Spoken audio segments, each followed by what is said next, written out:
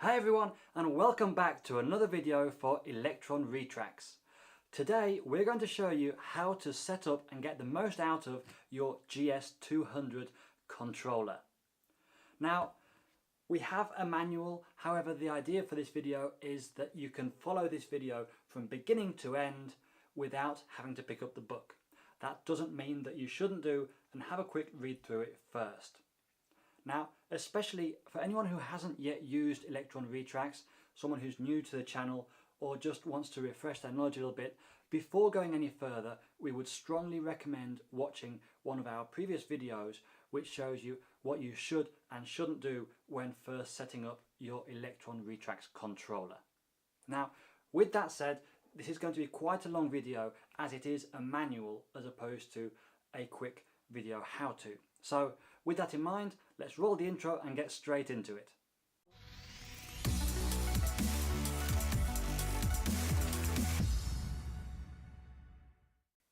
We already made a video showing what the differences are between the three different controllers.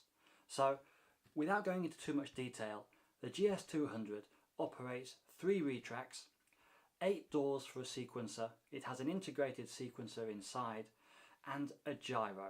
So it can do fun features like gyro assisted braking.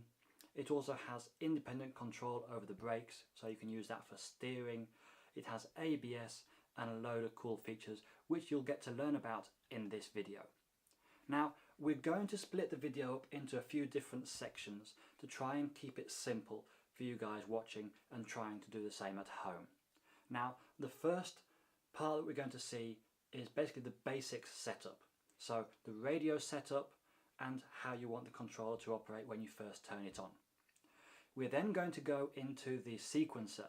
Now the sequencer is set of 3 parts.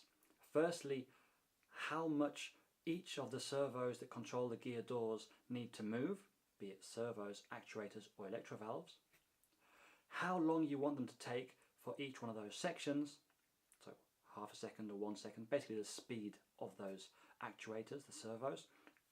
And then finally the actual sequencer itself, where all you need to do is tell the controller which one of those doors should open or close and when.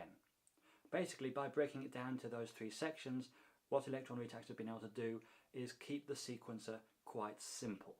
When you look at what else is out there, the sequencers are terrible. So it's quite a good idea. Hopefully I'll be able to explain it to you quite well in this video.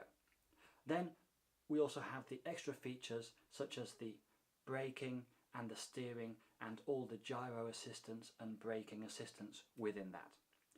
Before finally closing off the video with information about fun little extra bits such as how to turn off servos so they don't burn out in the case of gear doors, or recalibrating the screen if that were necessary. So that's enough of me. Let's get onto the actual controller and show you how it all works.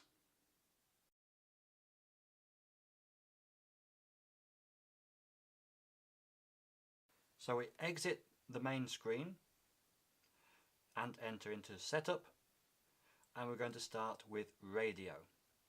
Ah yes, you're going to see that I'm using this prodder in the video.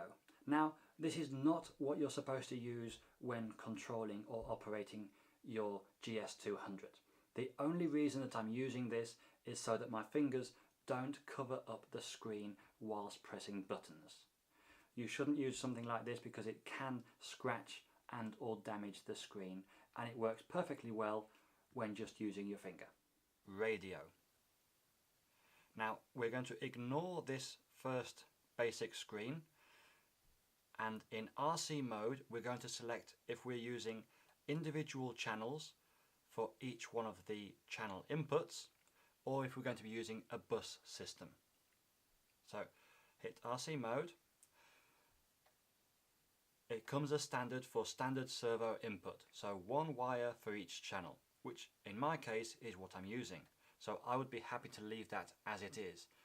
However, if I was using, for example, the Futaba S-Bus system, where everything runs through a single wire, then it would be only plugged into gear in, and the controller would need to know which one of all of those channels that it's receiving it should be listening to for each one of the functions it needs to use. So standard servo input, hit change, and it changes to Futaba S-Bus. Now here we would simply indicate which channels on the radio are outputting the gear channel, the brake channel, and the steering channel. If they're not accurate, simply change them by hitting the plus or the minus symbols until they coincide with the channels on your radio. So gear channel on my radio is channel number 3, so you'd hit number 3, number 10 or number 12. If you're using any other bus system, just keep cycling through these screens. So hit change. This one would be the same screen for if you're using UDI, multiplex, JR mode B or SRXL. This one would be for JR X-Bus mode A, for Jetty X-Bus, and then we come back to the beginning, full circle, back to the one which I'm actually using, standard servo input. Now in this one, as each channel is going directly into the correct input with only a single channel, it's not possible to select the channels as it's only that particular one that's going in the first place. Once we've done that, go back into radio, and we can now proceed to set the RC. Now we just follow the instructions on screen. This is so that the controller knows where it needs to start braking, where it needs to stop braking, and which is the up and down positions of the gear switch.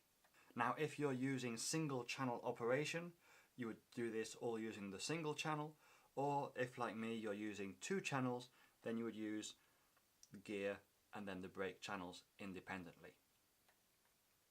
So first screen asks us to put the radio in the gear up position. Now you can actually check that you have the channels correctly plugged in and assigned, as here it states the position of each one of the channels. So gear is currently 2021, and if I flip the switch you can see it changes to 994. So gear is correct, and brake, if I move my radio, is also in the correct channel there, so that's ideal. So gear up position, there we go, hit next. Now we put the gear in the down position, so you can learn that as well. Flip it that way, there we go. Set brake to minimum, no brake. Now in my case I'm using the elevator channel, so without touching the radio that's in the off position. And set brake channel to maximum and touch the button. So full down elevator in my case, but it would be the same if you're using a slider or a switch. Just flip the switch the other way, hit next, and there we are, we're done. Now looking at this screen, it confirms the details of what we've just set. So at the top it confirms that we are not using single channel operation. In fact we're using 2 channels for the gear and the brake, which is correct. It confirms that currently we're in the gear down position and the signal that it's receiving from the radio. And it also confirms the brake percentage, or how much of force is being applied to the brakes currently, and the signal that it's receiving from the radio as well. So if, for example, we move the brake, we'll see how that increases proportionally with my brake input. Single channel operation versus 2 channel mode. Well, in this video we're showing you particularly how to use the 2 channel mode, which is 1 channel for the gear and 1 channel for the brakes. However, you can use the same channel for both in the same way that you use 1 channel on a turbine to start and stop it, and then to control the power of it. So how would that work in the case of a retract? Well, the first, say 25% of that travel will be used only to state whether the gear should be in or out, and then the rest of that channel will be used to control how much power should be applied to the brakes. Now obviously the brakes only need to work whilst the gear is extended, and the other side they don't need to work because the gear is retracted, it's inside the model, no need for brakes. So first bit for in or out, and the rest of the channel for brakes. The procedure is exactly the same. The GS200 automatically detects whether there's 1 channel or 2 channels connected to it, specifically if there's a channel connected to the brake input.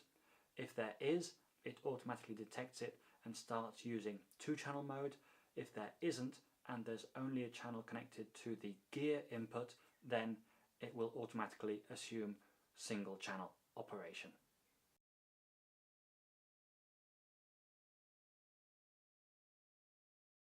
Moving on to the next screen, the power up.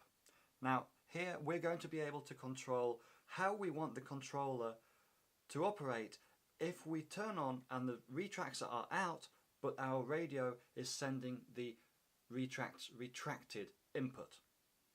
Now normally, if the controller was to follow its instructions to a T, that would make the retracts retract immediately when turning the model on, which very rarely is our desired intent. So here it gives us 3 options. The first one is immediate. Now that is exactly what we've just explained. If you turn on and the switch is the wrong way, the retracts are going to retract anyway. Personally, this isn't ideal, so this is the one that I would least recommend.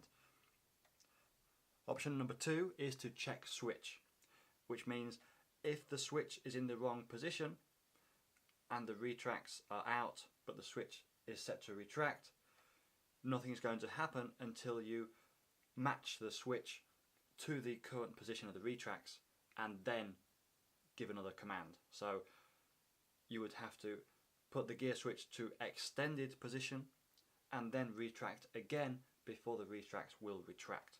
This just gives you that added security that it's not going to retract the gears as soon as you turn the model on if you haven't checked your switches correctly.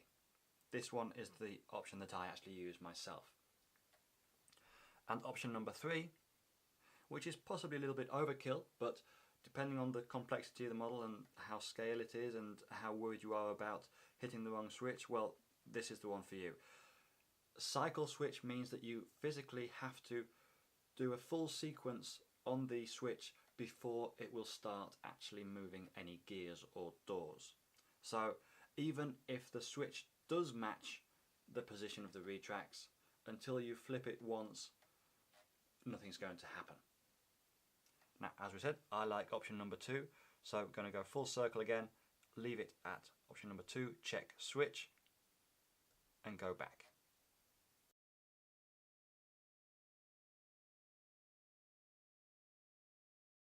So, starting with the servos. In this menu, we program the endpoints for each one of the 8 outputs on the controller for the gear doors, be that for actuators, servos, or electro valves. Each one can be done independently. Now, in our example, we have 2 gear doors which are going to be controlled by Electron Retracts actuators. Now, they don't need to have specific endpoints, because as long as they have minus a percentage in one direction and plus a percentage in the other, they're going to move one way or the other, because they don't have interim points. They're either fully closed or fully open. That's it. Our 3rd gear door is a servo. Now this has, depending on the servo, over 2,000 or over 4,000 steps where we can stop it precisely. So on the servo, it's important that we give it the exact control throw that we want in order to open and close the gear door only as much as is required. So in outputs number 1 and 2, which is where our 2 actuators are, we don't need to touch anything, because we have 20% in one direction and minus 20% in the other. So as we said, as long as we have some movement one way than the other, that's fine. They're going to understand that and move accordingly. However, door number 3, which is our servo, as we said, we're going to need to control how much input or output that has. Now, it says to adjust open position. Currently we have 20% travel. Now if we move that along a bit, we can see how the servo moves. And then if we want to adjust the closed position, we can see the servo moving to its opposite side, its closed position, and we can adjust that again. Now, If the servo is operating in the wrong direction and you need to reverse it, all you need to do is move that value over to the other end of the spectrum. So what's currently negative, bring it over to positive, and vice versa. What's positive, bring it over to negative. Once we've finished, hit save, and it will take us back to the main screen of that menu. And we've now programmed the endpoints for our gear doors. You would repeat that as many times as necessary with as many outputs or gear doors as is required.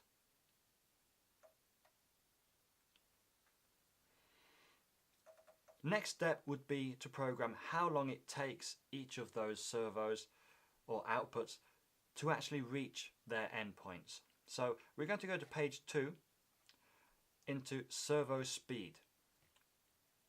In servo speed, the menu is very similar, and you can select each one of the multiple outputs again. So 1 and 2 we're not too worried about because it's going to flip from negative to positive for those two actuators, and that's fine. They're very simple, no programming really needed. And for our third output, which is our servo, as we said, we're going to control how long it takes to get from one end position to the other. In other words, the speed of the servo. So if we want it to open, it currently comes with 2 seconds. Let's say that we want to open it a little bit quicker, just in case there's any kind of an emergency. So flip that down to 1 second, and we can do the same for the close speed. So you can have different speeds for opening and closing. 4 seconds to close, a little bit too much, let's say 3 seconds, so it's slower than how it opens, just like that. So 3 seconds to close, 1 second to open, we hit save, and we're done. Again, we would repeat that as many times as necessary for as many outputs as we have. That way we now have the endpoints of that servo and how long it takes to get from one endpoint to the other. And finally we have the sequencer menu. So we've already programmed the servo positions, we've already programmed the servo speeds, we now just need to program which should be open or closed and when, in what sequence. So for our example, we have 2 main gear doors controlled by 2 Electron Retracts actuators, 1 front gear door controlled by a servo, and our 3 retracts. So the sequence that I want to program is that we're flying along with everything hidden away, everything retracted, all the gear doors closed, and we're going to extend the legs. So first of all we need to open the main gear doors. Secondly, I want to open the nose gear door. I'm then going to extend the retracts, and then once they're extended, I'm going to close the main gear doors again, leaving the front gear door open. So each one of those would be a step. Let's see exactly how that would look. So going into sequencer, start at the beginning, and the first step is gear up, so our flying position. In other words, we have all our landing gears retracted, so all 3 of them, as you can see, that's in red, and all our doors are also closed. So the first step is perfect, and the last step is obviously going to be the opposite, so gear out. It's just a case of getting the sequence right until there. So we have 8 different steps that we can program however we want to really make things dance if necessary. We're only going to use 2 or 3 of them because what we're trying to do is relatively simple though. So in step 1, as we said, the first thing we want to do is open the main gear doors. So let's give that a time of say 3 seconds, as the actuators are very strong but not particularly quick. We're going to leave all the gears in their closed position, and the doors we said we were going to open only the actuators, so outputs 1 and 2. Everything else remains closed. Now it's worth pointing out that 4, 5, 6, 7 and 8, in my case, as there's nothing connected, I can ignore them completely because they're not going to have any effect on anything that we're doing. Go back. Step number 2. Step number 2 is going to be our servo. So 2 seconds for the servo seems fine. Again, we're not moving any of the gears yet, so just the doors. We already opened these in the previous step, and in this step we want to open the servo as well. So I'll leave that like that. Step number 3. We now want to open the gear, so we can adjust these as we want. We now want the gear down, so they're green, like so. And the gear doors in the last step were open, so we want them to stay open whilst the gear is in movement. And finally, we said that we wanted to close the main gear doors again. So go back into doors.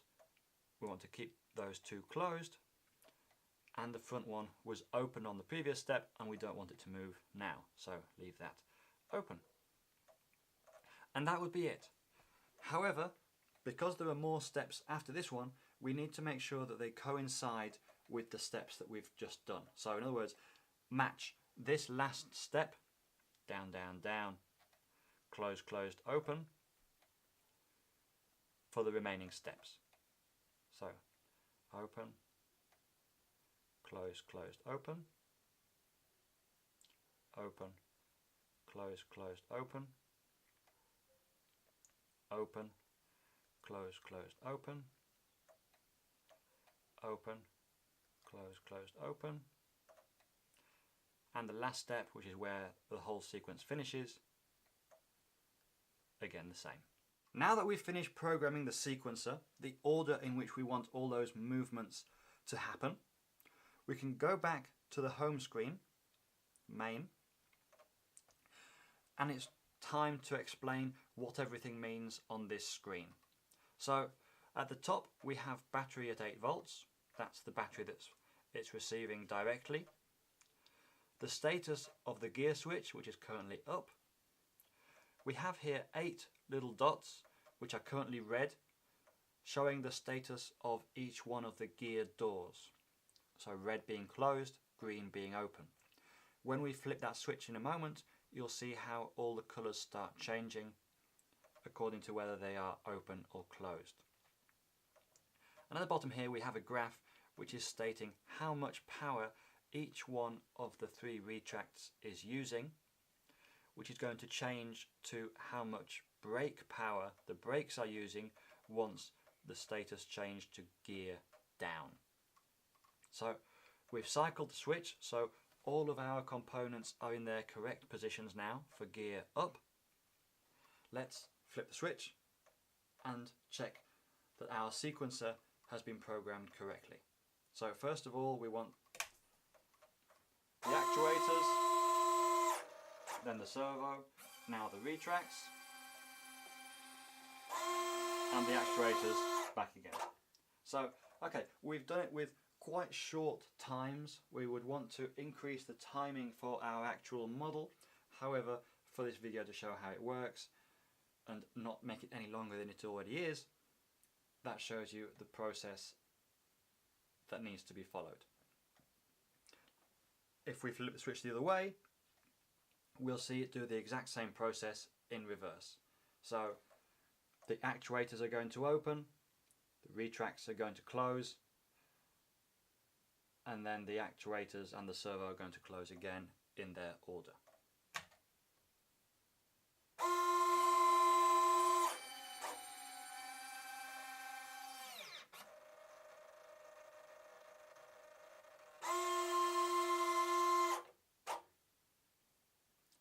And if we just want to check that once again, this time looking at the screen, I'm going to flip the switch.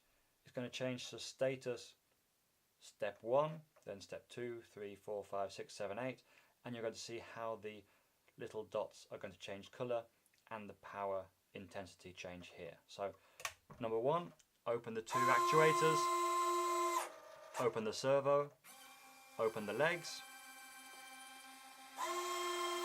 and close the two actuators again. We now have gear down.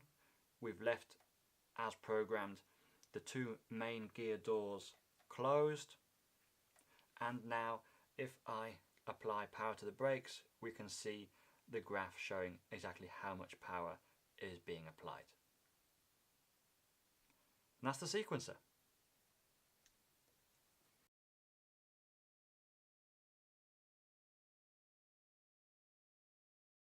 Starting with steering then. In the steering menu, we have options to control the center of the steering servo. So as we move that along, we can see how the servo moves. So that is the center for takeoff and landing. Gain is actually how much the servo can move one way or the other, so its endpoint. The reason why Electron Retracts gives you the option to do this is so that if you're running short of channels on your radio, you can actually Y-lead your rudder servo to the steering input and have completely independent control over the servo travel. So you can have as much travel as you want on the servo, like so. As before, if the servo needs to be reversed, you would simply change this down to negative numbers, and then that would be reversing the servo, and depending on how far you go, you'll have more or less travel. Let's just get this down a little bit into negative numbers, and as you can see, if I leave that at say 20, it's going to have a lot less travel than it did before, as well as working in the opposite direction. Now, as this controller has the gyro inside it, we can also have gyro assisted steering. So this means that the gyro is going to move the steering servo on your behalf a little bit just to help you keep that straight line. So if we increase this, like so, we'll be able to see how when I move the controller, the steering servo moves as well. As before, if you need it to go in the opposite direction, because the gyro is controlling in reverse, simply use negative numbers. Just like that. And then finally, on the next page, in this screen, we can set up the steering position for the servo when it's not actually in use. Why is this important? Well, when you're using this particular system, the servo plate, it isn't particularly important. However, if you're using a coupling system where the servo disconnects from the actual leg when it's not in use, in other words, when it's in flight, when it's retracted, it's very important that the servo is in the correct position to couple with the leg when it extends. Once this is done, so this would be, again, just a case of moving the servo as required, one way or the other, so that it fits in the coupling system perfectly. Now, as soon as the coupling is completed, in other words, the retracts have reached their end position and are fully extended, this value is no longer used, and you revert back to the center position that we set up in the previous screen. Now, going back in, we can go into the brakes. Now, in the brakes, we have further options available. Now, Electron Retracts give you the option to use basically ABS, which is where the brakes that are applied to the wheels, rather than being a continuous flat line of the power that you have given on the radio, so 80% power continuously, for example, that can lock up the wheel, causing flats, especially when flying on tarmac. Well, if you use the ABS, or the pulse ratio, at superhuman speeds, it activates and deactivates the brake very, very quickly. In the activated position, you always have 100% of whatever power input you're providing at that time. So if you're giving 50% brake, you'll be receiving 50% power to the brakes. And then in the lower position, that is the one that you can control at this screen. So at a 1-to-1 pulse ratio means that in that low power segment of the braking, you're going to receive 1/1 power. So you're still going to receive full power. In other words, the ABS is deactivated. You're going to receive a flat line of power to the brakes of your desired amount. However, if we have 1/2, this means that in the lower segment of that ABS, when the ABS is off, it isn't actually off. It's giving 50% of the power that you're indicating. So you're going from 100% power to 50% power to 100% to 50% very, very quickly. All of this in a proportion to your input. If you go to 1/3, then you're receiving 33% of the power in that low segment and 100% in the high segment, and the same for 1/4 and 1/5. Try it out, see which one suits your model best, depending on the type of surface that you're flying from and the power needed for the brakes, depending on if it's a light model or a heavy model. Steering mix. Now this is a fun one. You can actually use the independent brakes to help you whilst turning. So if you increase the steering mix,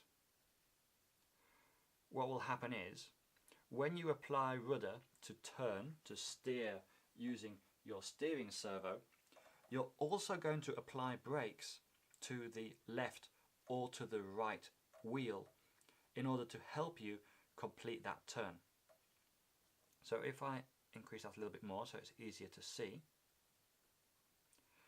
and now go back to the main screen, you'll be able to see that as I apply rudder one way or the other, the brake is actually applying to one wheel or the other, which is going to help your model twist one way or the other.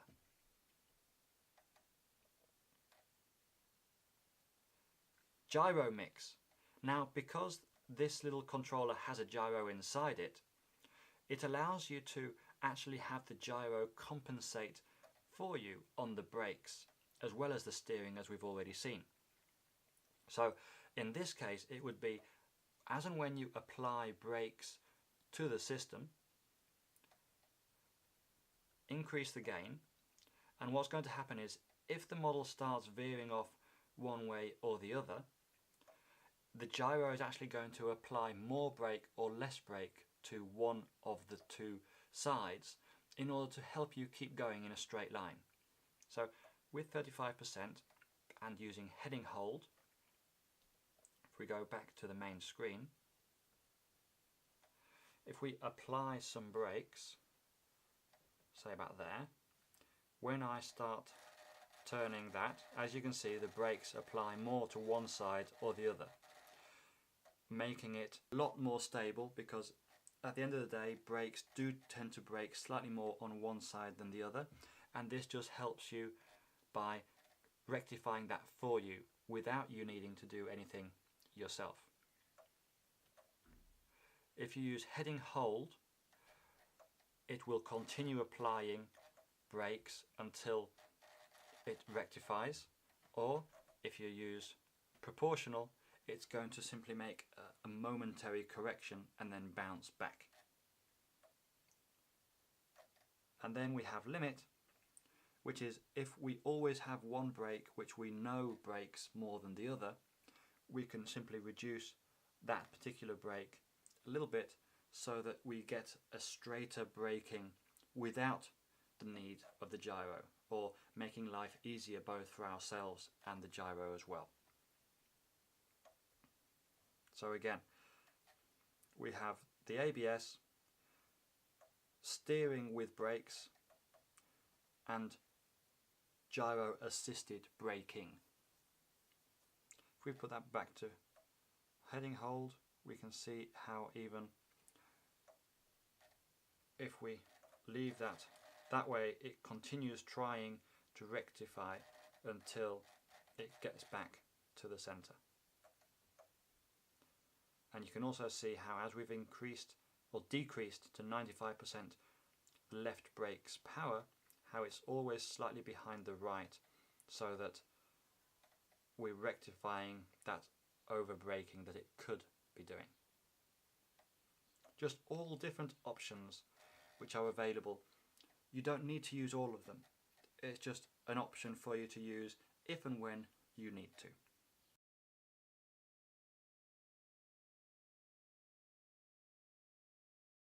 Now on page 2 we have what could be a slightly unusual concept. It's called SERVO OFF. Now what this option allows is to remove the signal from the servos on the gear doors and only refresh the signal once every 5 or every 15 seconds. Why would you want to do this? Well, depending on the servo, the brand of servo, even the model of servo, a lot of servos, when you remove the signal, the servo basically turns off, which means it's not pulling power consumption from the battery, and there's no risk of said servo burning out if it's under a lot of stress because a gear door has got stuck halfway. Now, if your servo is one of those where it does basically turn off when the signal is removed, then you can change it from continuous drive to refresh every 5 seconds. In other words, the servo is going to be off for 5 seconds, then it's going to receive a signal momentarily which is going to help bring the gear door back into its position if it's moved, or once every 15 seconds where the same again. If the servo has moved within those 5 seconds, that signal is going to help bring it back to its position. Again, this is only intended to help prevent servos from burning out if they get stuck halfway through their travel or they encounter something along the way when trying to open or close the gear door. Depending on the servo, you may not be able to use this option. Try it and see what happens to the servo when the signal is removed. You'll hear the servo reactivate once every 5 or 15 seconds once it's set up on here.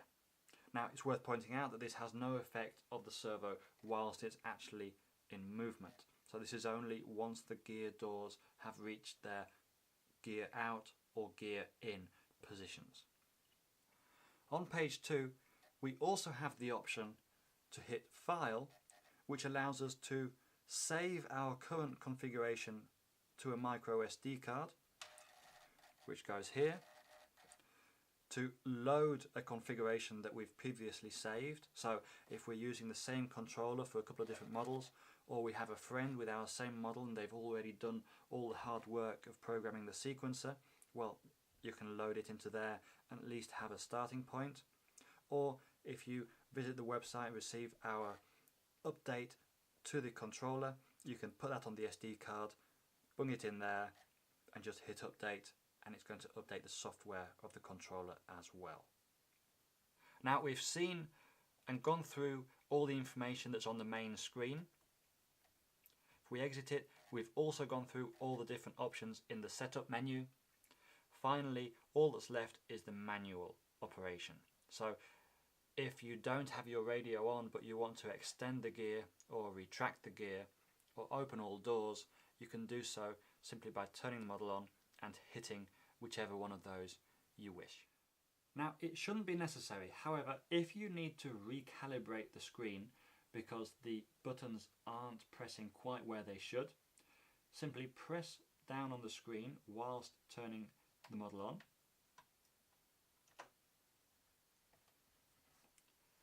touch the screen anywhere to continue, and press each one of the 4 red dots which appear in the corners.